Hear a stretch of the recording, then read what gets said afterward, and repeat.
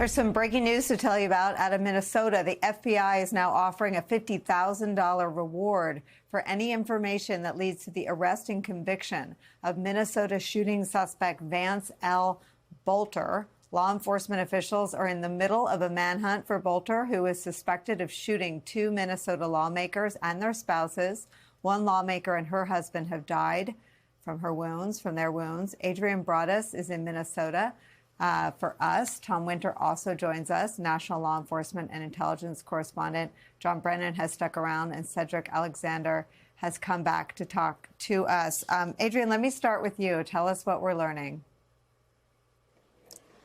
Hey there, Nicole. Just moments ago, the medical examiner confirming that the former House Speaker, Melissa Hortman, and her husband, Mark, died from multiple gunshot wounds. And a short time ago, the FBI launching a $50,000 reward for information leading to the arrest of this suspect. I want you to take a look at your screen, and we are going to show you his picture. It is Vance Luther Bolter. Surveillance video from a business in Minneapolis captured this photo, police say, after the shooting.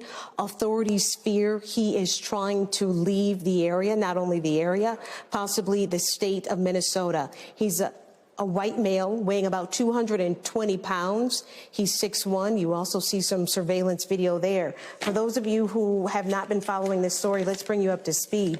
Police say he was impersonating a police officer when he showed up at these houses targeting political leaders, including the former House Speaker, as we mentioned, the Minnesota House Speaker, Democrat Melissa Hortman. In another incident, State Senator John Hoffman and his wife were also shot. Both had surgery, and they are out of surgery. Our affiliate here in Minneapolis, CARE TV, has been able to speak with family members of the Hoffman family, and they're telling us that no major organs or no major arteries were hit. A bullet was lodged near the heart of Senator Hoffman, but it did not cause any damage in that capacity. Meanwhile, if you see this man, authorities say call 911. If someone shows up at your house, if you're in the Minnesota area, and they knock on your door claiming to be police, do not answer. That is the message from here.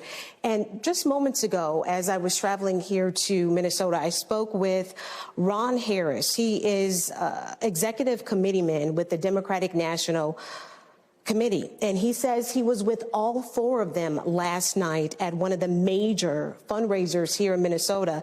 It was the Humphrey Mondale Dinner, and for those of you familiar, it's the DFL's largest fundraiser, and I want to read what he said to me. He says, "I literally just saw them hours before. All four of them were there. There's a list. And people I know, people I work with were on that list." He says John, referring to the senator, was number 3. He says Melissa was number 4.